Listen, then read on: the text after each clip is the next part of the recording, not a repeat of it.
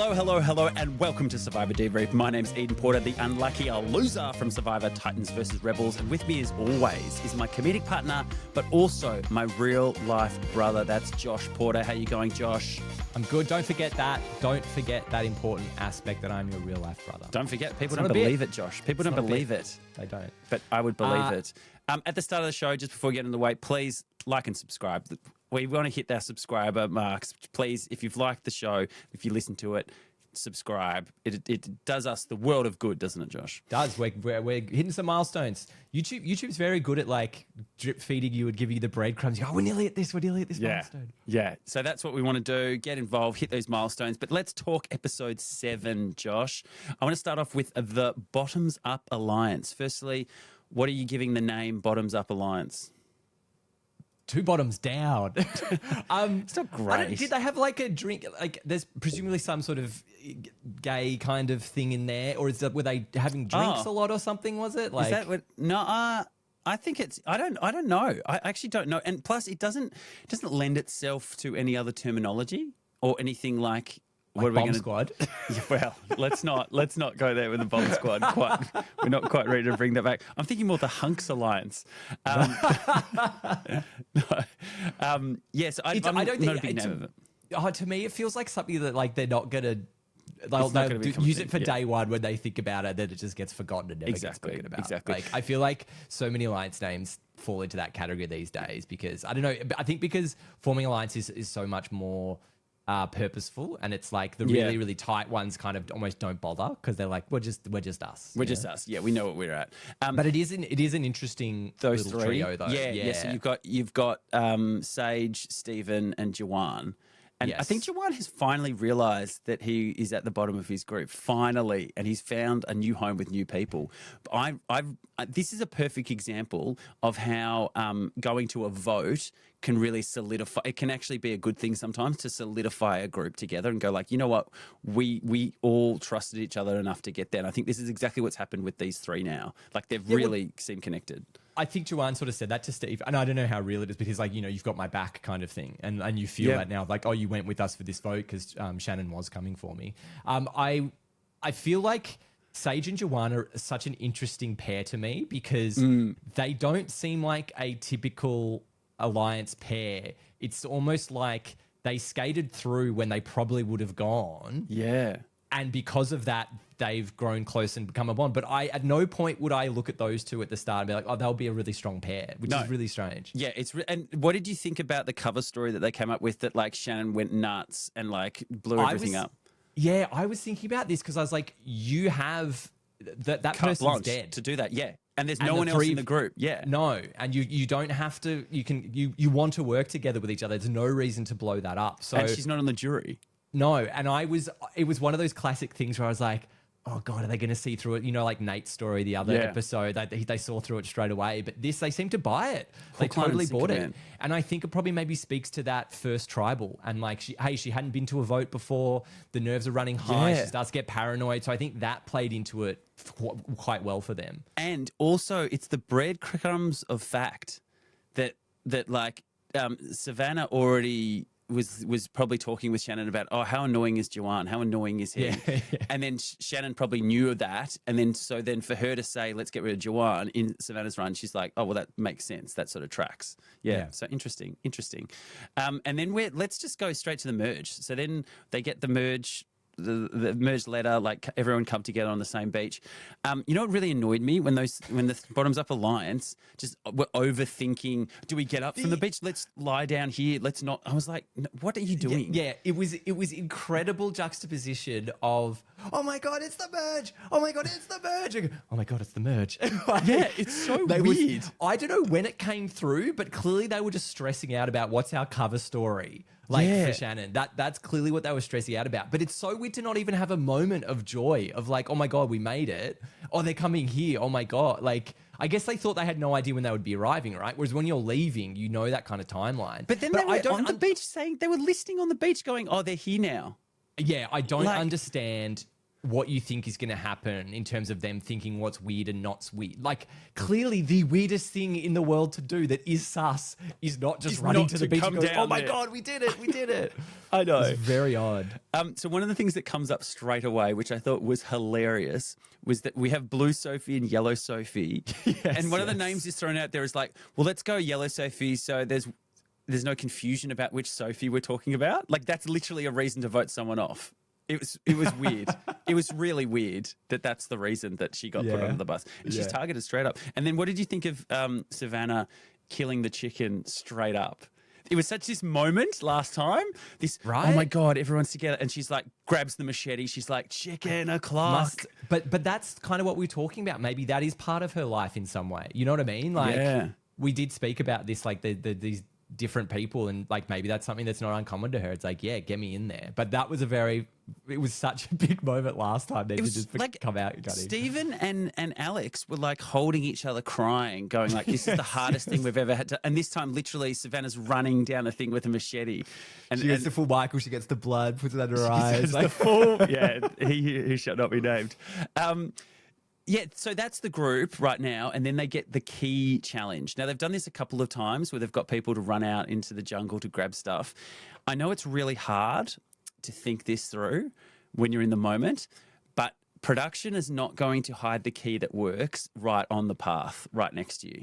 Because they want people to have the wrong key. It actually wastes your time grabbing one of those really obvious keys on the path and taking it back, because it's not going to be that key. Agreed. I would be going deep and far to start with, because like it's exactly what you said. There's not much more to say about it. That's exactly right.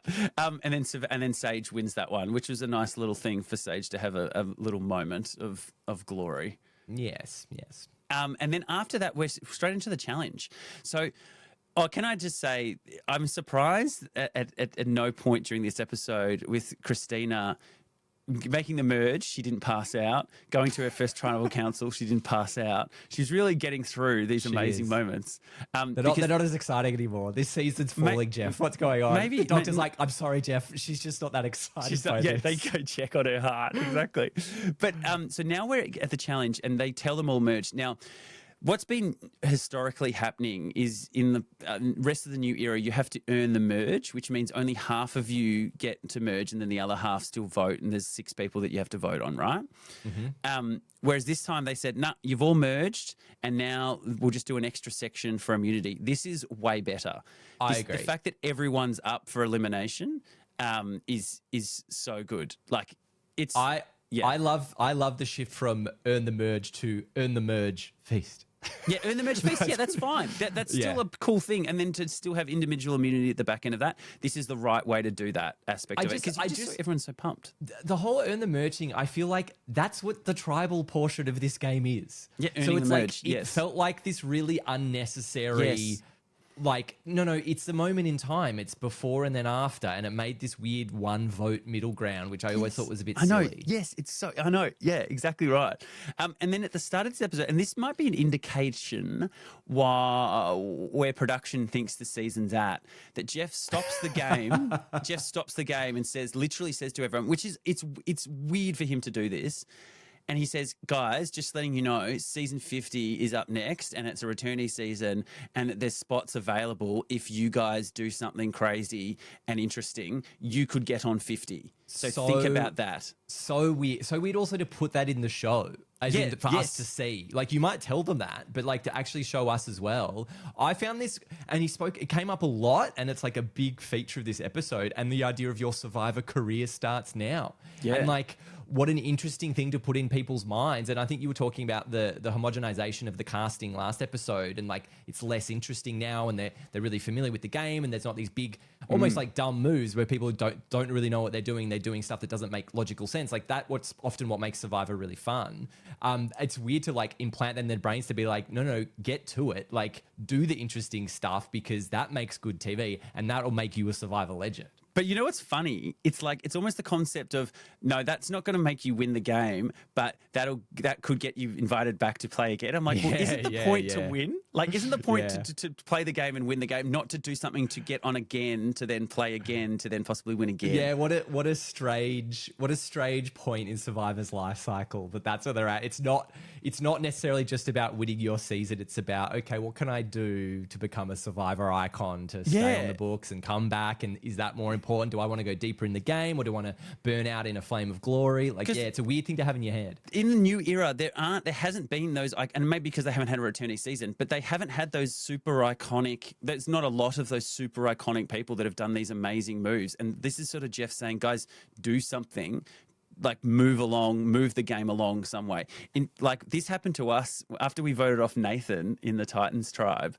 They said to us, that was really boring. You guys all voted the same way. Like maybe think about doing like something more interesting. What will the podcasters talk about? Exactly. And they literally said like that was a really boring like vote off. So everyone felt like they were being yelled at by Dad or the principal, and just like, oh God.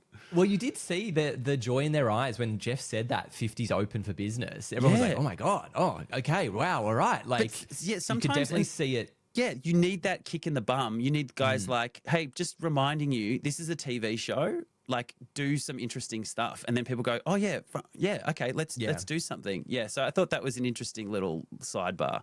So then we're in the challenge. Everyone gets split up.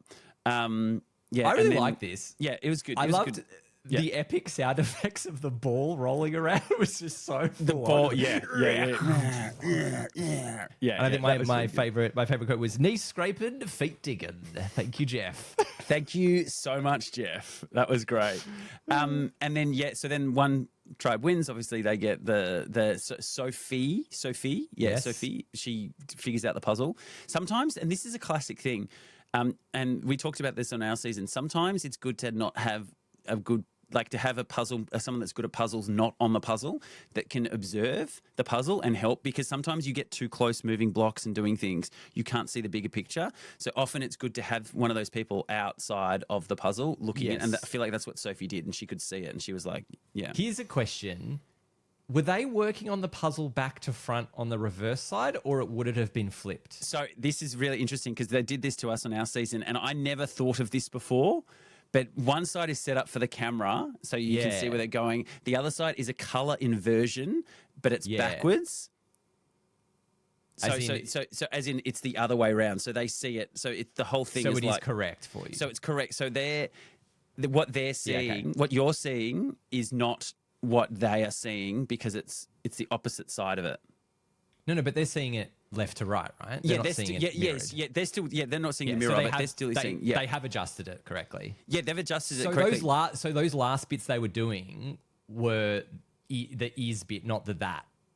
Yeah, well, that's that the thing. Is how you do it. But in our season, when me and Charles were doing our Survivor logo puzzle, the color differences were tiny. Like it wasn't like, oh, this one's the blue side and this is the red side. Yeah. It was like trim and like the flame and little tiny bits. So we were trying to do bits in the corner, and they're like, oh no, that doesn't quite work. And it's because it was the opposite sides lettering. And I just and what you should be doing to give you another help, you should be running around to the other side and looking at it from that way and going like, oh, hang on, that is double checking, that you're on the right page, because it should be correct on both sides. Yeah. Yes.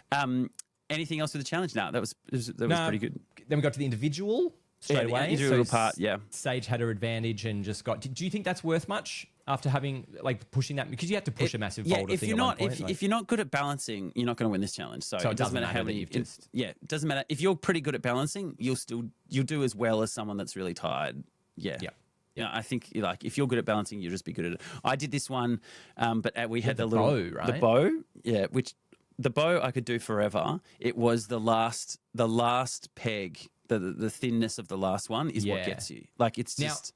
Now, did you have a live transfer or not? No. You could take the ball off. I know, but on yours.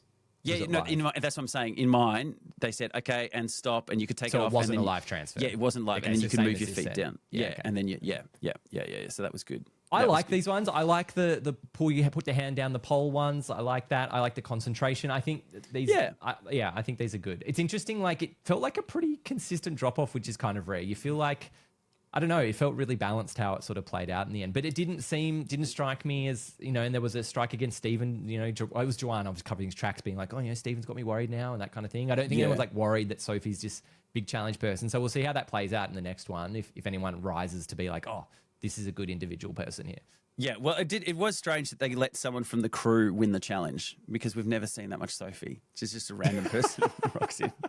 Who's this? She has been getting more confessionals. It was a coming out episode. But at the same time, I still don't care for her because she has had nothing leading up. I still don't feel like I know her at all. Yeah, and where she sits in her relationships with people who she's tight with. Yeah, agreed. Yeah. You don't really get a sense of her position in the game. I remember last week she just said, "I want to be the new Sophie to Alex. I want to be his new Sophie," and that's really all I've got from her. Like, well, I was quite happy with what we got. It seemed like one of those things of like, oh, I feel like we could have seen way more of this person if there was an interesting story to tell. But I think some of these people not going to tribal just really prevented that. Yeah, and so now we're at the scramble, and this is MC's first opportunity to get her idol. Yep, get her vote back. And so she's out there, and is she got the clue in her mouth? When Savannah came, that's what it looked like to me. So it's like, at that point you're done, right? Like, if you walk around the corner and she's got a bit of paper in her mouth, you're like, well, that's obviously that was so. I think she was just toilet paper, taking shit. She was just like fixing up something. It's like something so innocuous as that, where you just like, I'll just put this in my mouth for a second, and then you can't deny that you've got a bit of paper because you don't have paper on the show. Say she doesn't have ignore the paper. You're just wandering around the bush like that. Savannah comes up to you. Do you own up like MC did, or what do you reckon? So the MC literally said, I was caught red-handed. There's no point lying because I'll just look worse from doing that. I sort of agree with that. Like, it's red-handed, and you could just sort of say, yeah, I feel like I'm in trouble, so I'm looking for something. Like, would you? We obviously had the incredible moment of the dive. Now, like, because we heard about the key, it was like looking for a key. Would she be better off saying I'm looking for an idol, and then, or is it like whatever? It doesn't really matter. You should do the Judd, where Judd told everyone it was in the trees. In the tree. That's right. He was looking on the ground in Guatemala, and right. Gary Hogamum was like, why is Judd telling everyone it's up there when he's looking down here? Yes, so good. Which is really good. So yeah, they needs to do something like that. Say the clue was, a key up in the trees, and then look to the sky. So, yeah. See, now we're getting somewhere. Yeah, we go. But that dive was absolutely bonkers. Crazy. I've never seen anything like that. I thought Savannah was just like, well, I'm just going to keep an eye on you, and then I know you've got it. What was the moment? Did MC see it? And then Savannah's eyes were drawn to where MC was, and then she just went for it at the same time? Or did Savannah know it was there and was waiting? No, she was like a viper. She was like a viper ready to pounce. No, I think it was MC saw it, started to go down to get it, and then Savannah's like, I've got to get in there first. She jumped on it. But what happens, right, if she just takes the keys and goes, okay, I've got the keys. Is that how that would work? And you can't have them. But the key isn't an idol. Like, no, but it stops MC from opening but I'm just saying, so the rules are you can't just take someone's idol because it's their possession.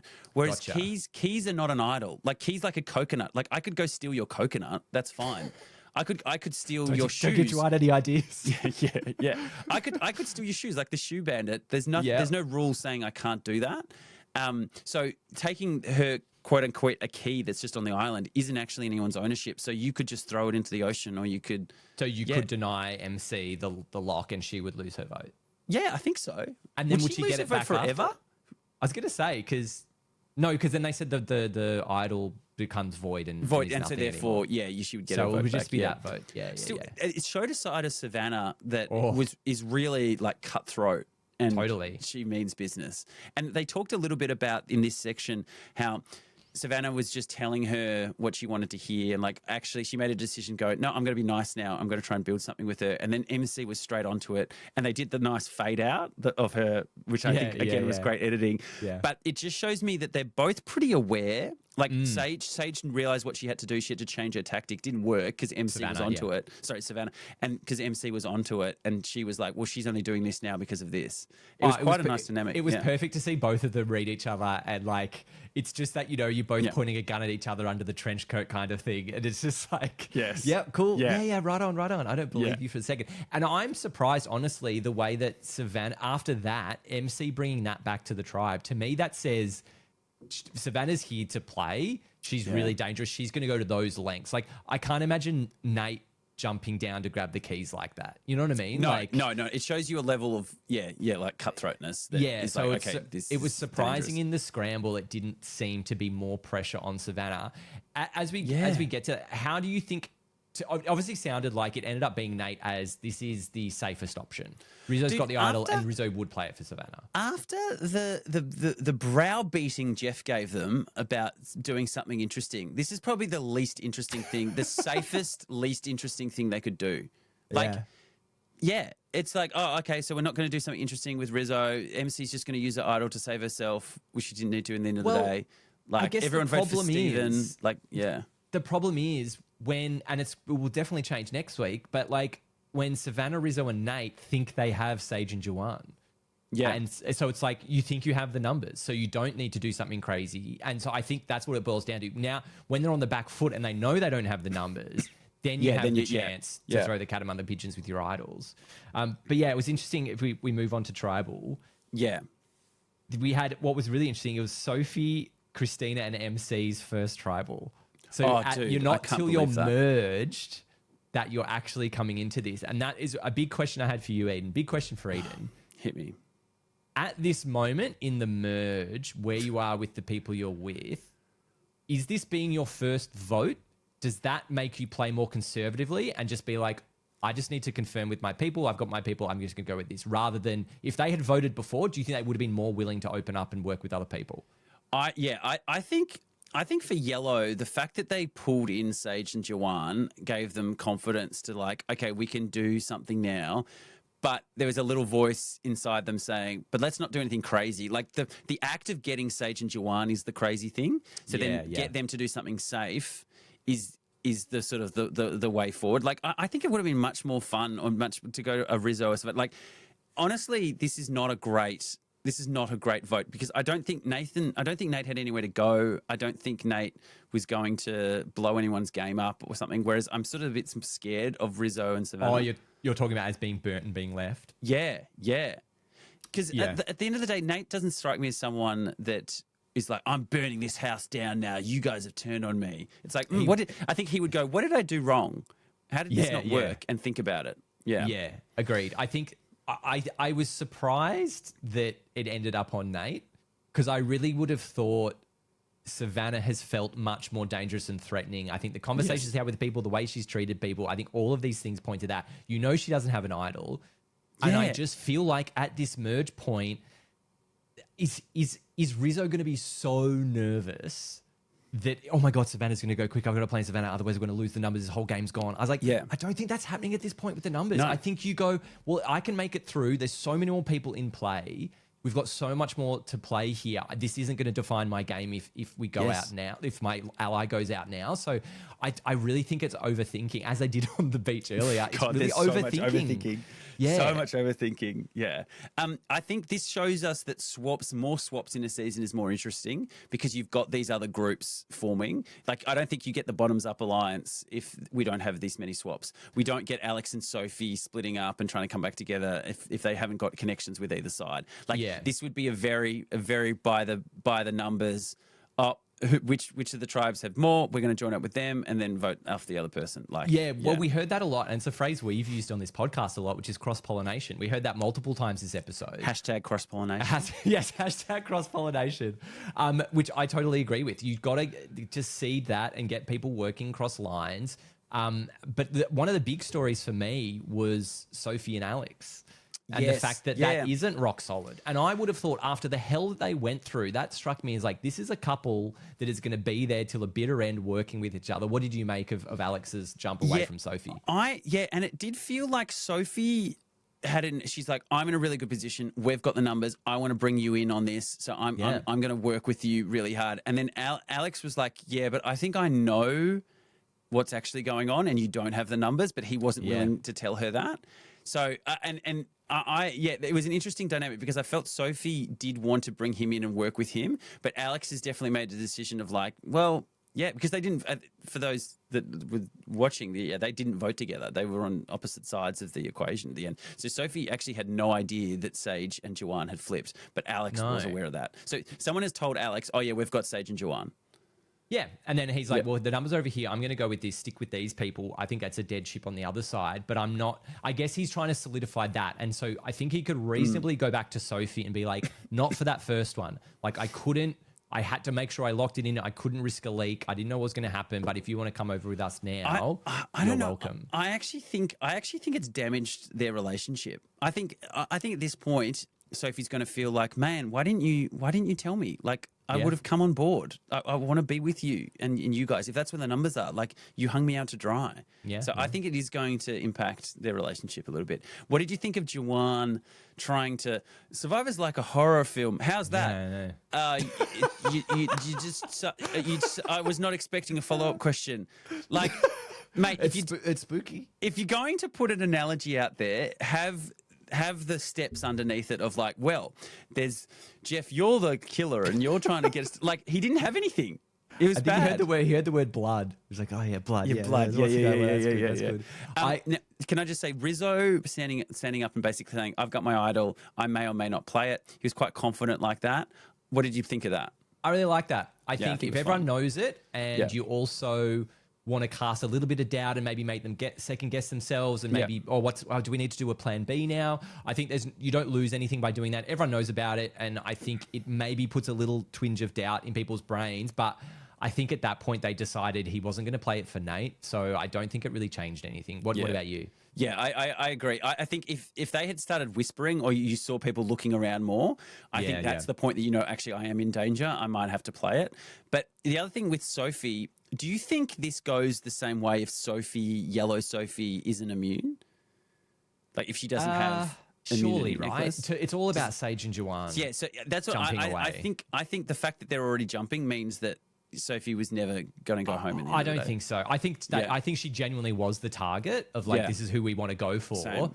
But I don't think it changes the outcome at all. I think it's just what's really interesting, the amount of time they've spent away. It was almost surprising, especially given how consistently original Uli was saying Jawad and Sage are at the bottom. Like they were clearly on the out. You lost Shannon. Yet they still thought they were this really tight group. And that was really surprising to me. And I guess it speaks to the lack of tribal councils. I have that as a note. I said, I do feel they should have seen this coming a bit more. The fact that Jawan and Sage came back without Shannon, that it should have told them something.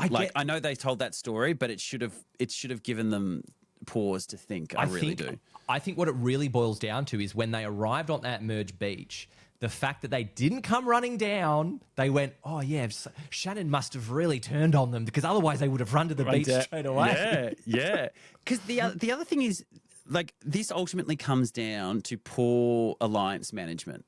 They didn't make Joanne. The fact that Savannah couldn't hold in the fact that she was pissed off at Joanne all the time, the fact that Sage was on the outs originally, like they could never rebuild that. And Sage is pretty snazzy. Like when Savannah was trying to sell some stuff to her, she was like, "No, I don't like you guys," because there's history of you not including her. So you having one conversation is not going. So this just goes back to you've got to keep everyone on board and you've got everyone thinking that they're sort of with you a bit more because it was too obvious that they guys were on the outside. Here's a question for you, Eden. Yep.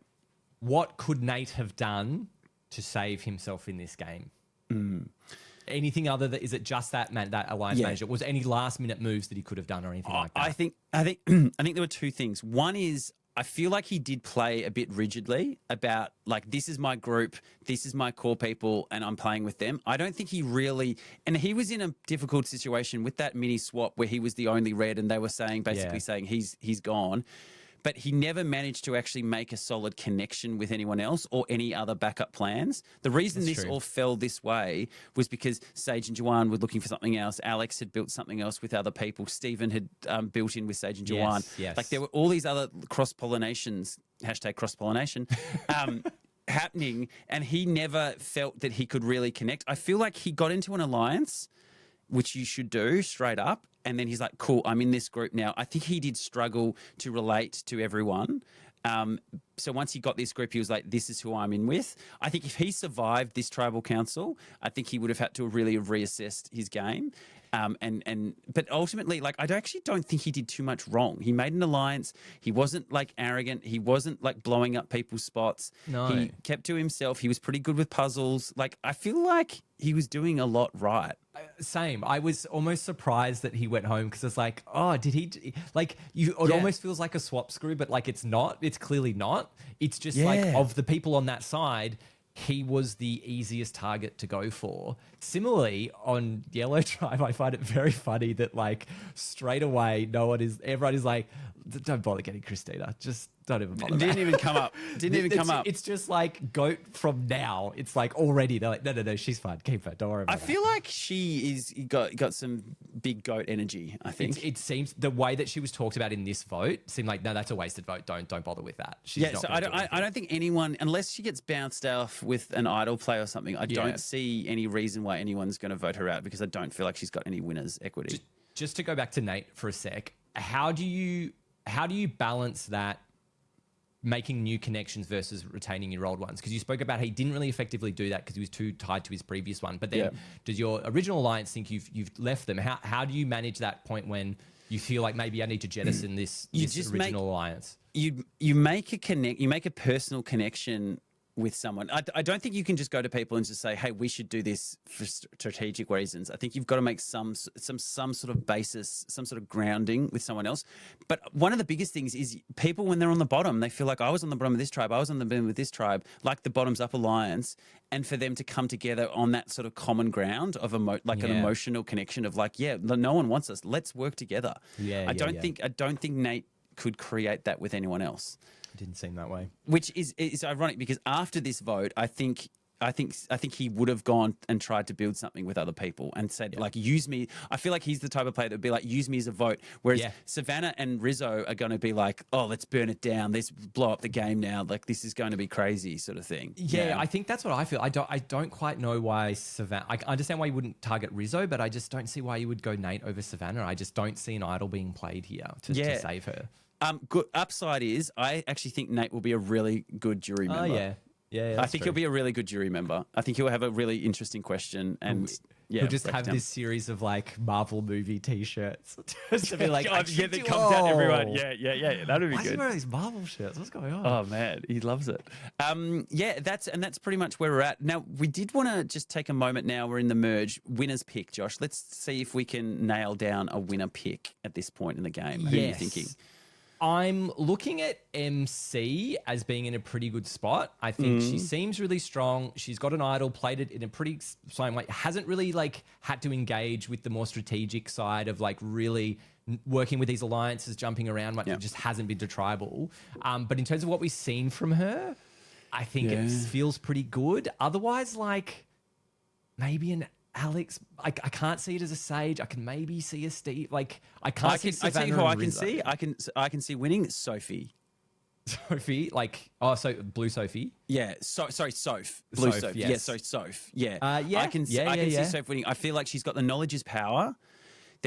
She will just need to use that at a really I think she hasn't. You don't want to use it too early, because then your threat level goes up. Like, wow, Sophie did this thing and stole an idol and did all this stuff. I think if you can play that right at the perfect time and then protect yourself with that idol and then get to the end game and maybe win a couple of challenges, I think she's got a really interesting story about how the start was a shambles and she got back. I think she's got a connection with Alex that if she can use, and Alex can maybe defend people voting her out, because Rizzo and Savannah are bigger targets than her at the end of the day. Agreed. And then you're gonna, at some point, you're gonna flip over to target MC because she's really good at challenges. And then Sage, I think, is going to burn out at some point.